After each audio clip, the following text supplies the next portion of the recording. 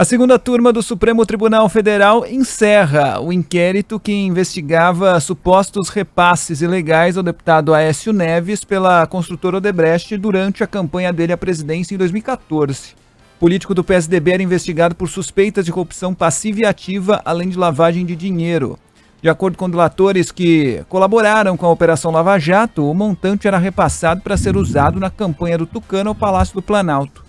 Relator do caso, o ministro Gilmar Mendes, votou pelo trancamento da ação por falta de provas e excesso de prazo. O ministro Nunes Marques acompanhou o voto de Gilmar, enquanto Ricardo Lewandowski e Edson Fachin divergiram por motivos diferentes, mas divergiram ambos.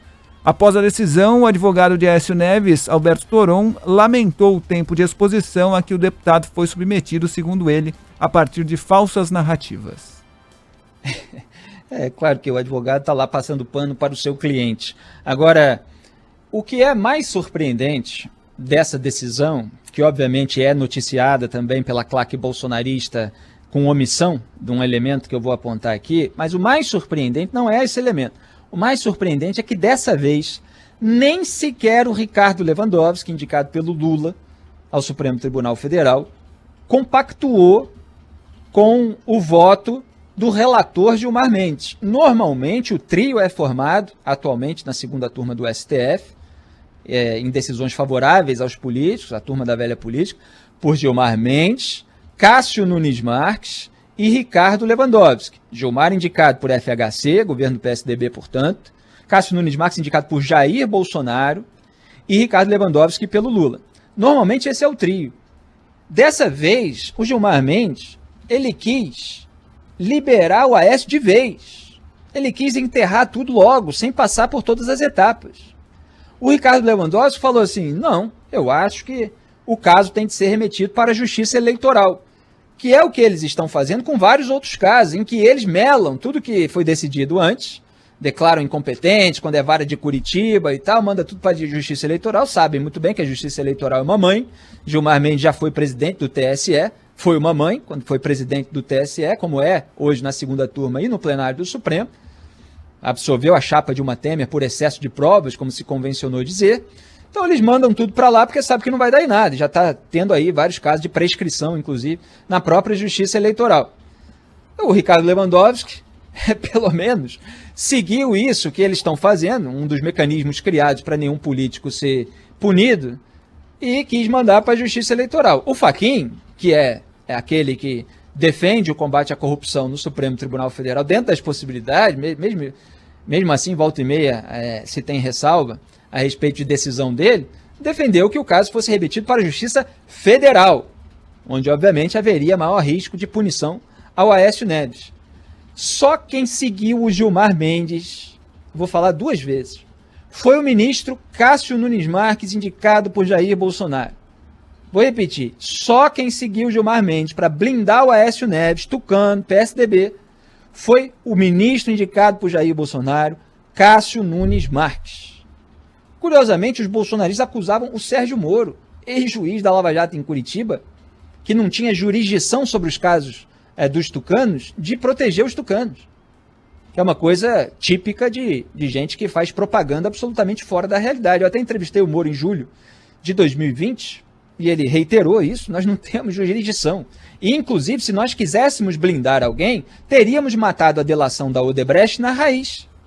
A delação da Odebrecht ela foi fechada pela força-tarefa da Lava Jato em Curitiba e graças às prisões preventivas decretadas pelo próprio juiz Sérgio Moro também, né?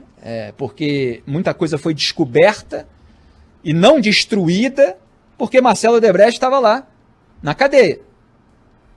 E quem decretou a prisão e reiterou essa prisão foi o então juiz Sérgio Moro. Então, a delação que reuniu vários executivos da empreiteira, contando a respeito dos codinomes no departamento de propina de toda essa turma, né? Ela foi fechada lá pela força-tarefa da Lava Jato em Curitiba. Aí depois o Supremo fez esses desmembramentos, manda um caso para o Rio, manda caso para Brasília, manda caso para São Paulo. E aí teve José Serra, agora extinta, né? Lava Jato em São Paulo, que acabou ali denunciado e tal. Outro dia Gilmar Mendes trancou a ação penal contra José Serra, também do PSDB. Vai blindando todos os tucanos, como fez com Beto Richa, cujo caso passou também para a Justiça Eleitoral, como já fez com Aloysio Nunes, sempre com apoio de outros ministros ali da segunda turma. Então os bolsonaristas acusam os outros de blindar os tucanos, quando na verdade os outros contribuíram para o processo de delação que resultou em acusações contra os tucanos, e quem está blindando os tucanos no Supremo Tribunal Federal, junto ao ministro indicado pelo governo tucano, Gilmar Mendes, é o Cássio Nunes Marques, indicado por Jair Bolsonaro. Aí você vê, pode entrar, eu não vou aqui citar nome, porque eu não dou palanque para essa turma, porque o que me importa é o sistema, claque composta aí, por aqueles que estão dispostos a manter um mercado consumidor fixo, a ter um grupinho de audiência, um microfone numa emissora governista. Isso acontece durante os governos Lula, acontece durante os governos Bolsonaro, etc. Os nomes variam, mas no fundo é a turma com a mesma falta de determinados princípios e determinados valores morais. Se você entrar nas redes sociais da turma que agora passa pano para o bolsonarismo, você vai ver em alguns são mais malandros, nem sequer citam esse episódio. Alguns vão lá e falam assim, olha, o STF, mais uma vez, deixando outro político impune, agora é o Aécio Neves, esse maldito STF e tal, e omite que isso está sendo feito com o voto do ministro indicado pelo Jair Bolsonaro. E tem bolsonarista que vai à rua contra o STF. Contra esse STF, aí tem uma metonímia, né? Eles pegam aí a parte pelo todo, mas na verdade estão falando do Alexandre de Moraes, que é relator do inquérito das fake news, que toma decisões contrárias aos membros da claque bolsonarista que atacam o Supremo Tribunal Federal.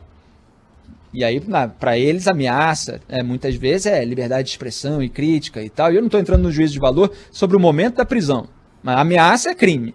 Incitação ao crime é crime. E é bom deixar claro, né? Mas eles vão para a rua contra esse Supremo Tribunal Federal, que fica lá reagindo aos ataques da claque bolsonarista, porque reage a claque bolsonarista. É uma coisa assim meio vazia, parece redundante eu falar, mas é que eles não estão criticando o STF pela impunidade, porque a impunidade ela é turbinada pelo bolsonarismo, que quer blindar a sua família. Jair Bolsonaro quer blindar a sua família, por isso ele está colocando no Supremo gente que topa varrer a sujeira para debaixo do tapete. O próximo é o André Mendonça, é o candidato favorito do José Dirceu. E as pessoas acreditam que o bolsonarismo e o lulismo, né, são dois polos opostos e tal. Conversa fiada. São do mesmo grupo da Frente Ampla pela Impunidade, que inclui os velhos tucanos, que inclui o Centrão.